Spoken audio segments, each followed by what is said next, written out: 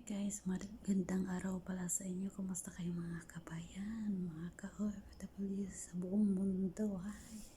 Shoutout sa inyo dyan.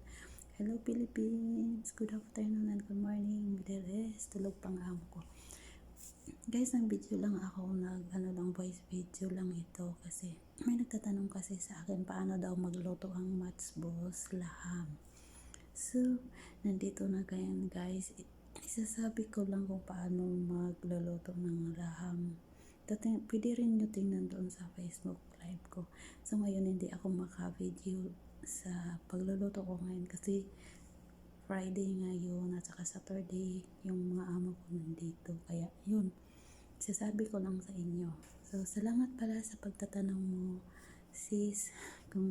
Maraming salamat sa pagpapanood nyo sa mga videos ko. Thank you guys sa lahat ng mga followers ko. Yun na. Maraming salamat sa pagtanong nyo sa akin. Nakaka-inspire din sa akin. Salamat. God bless sa lahat ng mga working home katulad ko. Shoutout sa inyo dyan. Sa lahat ng mga OFWs nandito na. Pakinggan nyo ang sasabihin ko kung paano pagluto ng Matchboss laham. Char. Hi, good day po sa lahat dyan. Hello Philippines, good afternoon and good morning Middle East. Kain sa kumoto.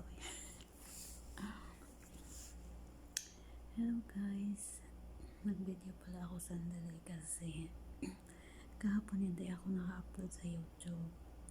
Ay, shoutout po sa mga YouTubers dyan. Kumusta kayo guys?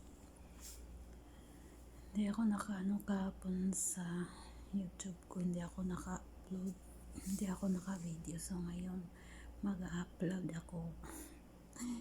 Ano pala guys, kahapon yung niluto ko pala yung Matchboss laham. May nagtatanong pala sa akin paano daw magluto noon. Sabi ko titingnan mo lang doon sa Facebook live ko. Ginawa ko talaga doon guys, yung Matchboss laham, magpapakulo ka ng tubig. Pero dito sa itong bago ko ngayon na amo, gusto niya igigisa mo na ang karne. So, sa madaling paraan guys, easy lang yan. Magpakulo ka ng tubig, tapos una talaga pakulo ka ng tubig, lalagyan mo ng yung maliit lang na korkom at saka asin.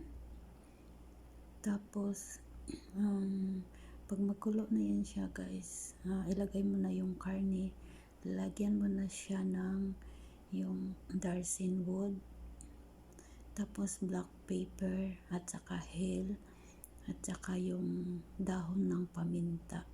Mas maganda rin guys yung liso ng paminta, mabango siya. Tapos yun lang siya. Iba-iba kasi yung guys, gusto ng mga madam, kasi may naano rin ako na magluto ng Matchboss. Ang dami siyang mga ingredients, kagaya ng mga powder, yung pinaka na original na siya na pagluto ng Matchboss.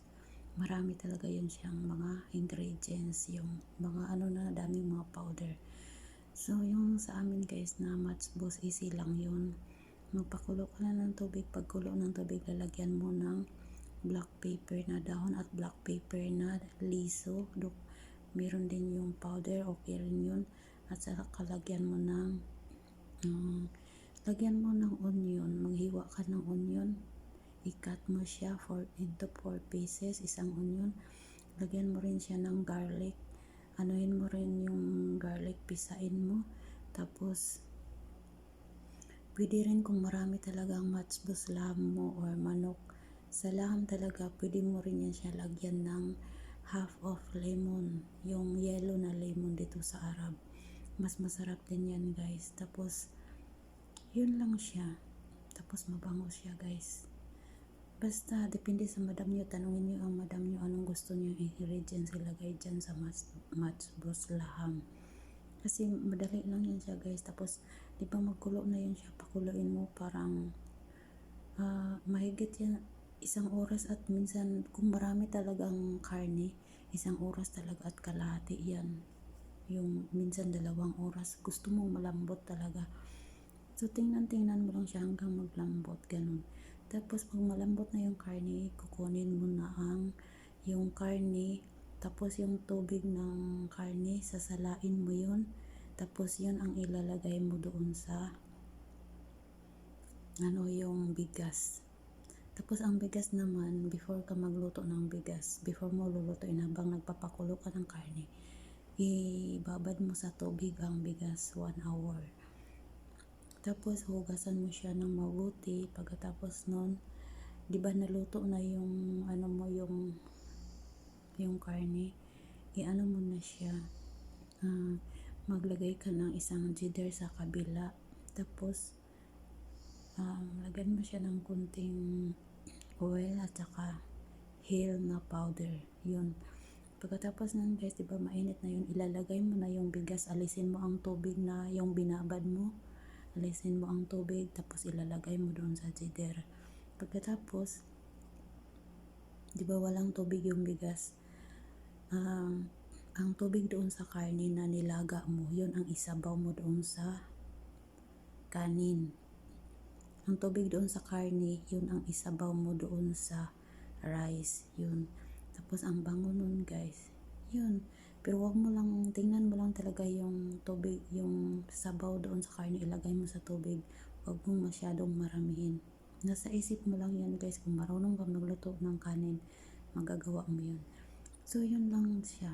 Pagkatapos nun, diba yung kanin, nagkulo-kulo na yun siya, nagkulo-kulo na hanggang nawala na ang tubig. Tapos kanina dapat magbabad ka na ng zafaran. Alam mo yung zafaran na ilalagay sa matchbox laham kung magluto tayo sa kanin. Yun siya. Mag-ano ka ng zafaran, yung pula. Tapos mag-ano ka doon, lagay ka doon sa baso na maliit. Tapos lagyan mo ng zafaran, lagyan mo ng tubig. Kasi pag yung kanin guys, wala na yung tubig, yun, ilagay mo siya sa taas, i-circle mo, gayahin mo yung sa akin doon sa live ko. Yun. Tapos, pagkatapos nun guys, yun, natakpan mo na siya. Hanggang hintayin mo na siya na maluto siya. Ang bango guys. Tapos, babalik na naman tayo sa, diba, tapos na yung kanin, nilagyan mo na yun ng saffron, wala na yun siyang kanin. Tapos, doon na naman tayo sa karne. Yung karne guys, diba, naluto na yun siya, malambot na, kunin mo na yun, ilagay mo siya sa Pyrex or sa paglagyan na para oven. Ilagay ko naman doon, wala yung siyang tubig guys, alisin mo yung karne, ilagay mo sa Pyrex, tapos ilagay mo sa oven, walang tubig yun, kasi yung tubig nilagay mo na doon sa rice, di ba?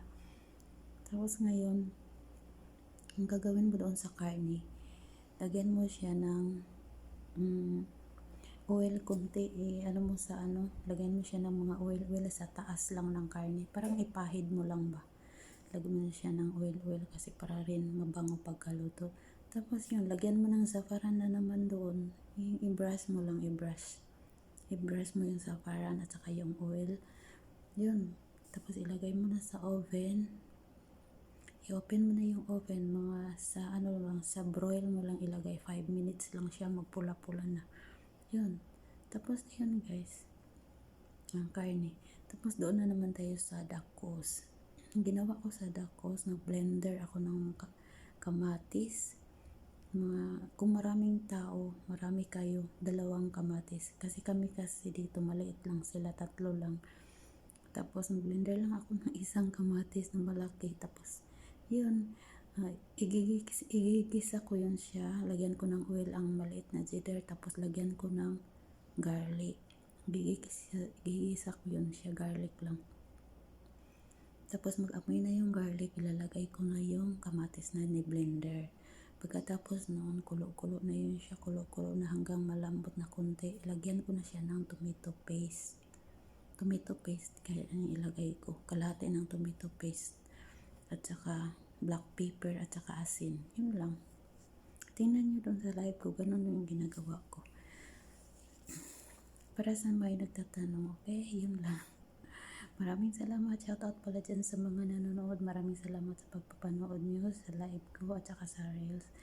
Bisitahan naman yun sa YouTube channel ko guys. Salamat!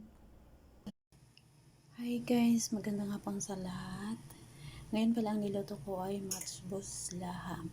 So guys, ito na yung rice pala. Patapos na siya.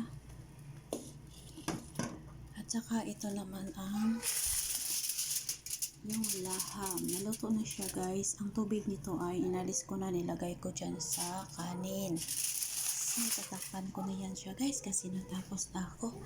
At saka ito naman yung dakos. Nag-blender ako ng tomato tapos nilagyan ko ng tomato paste.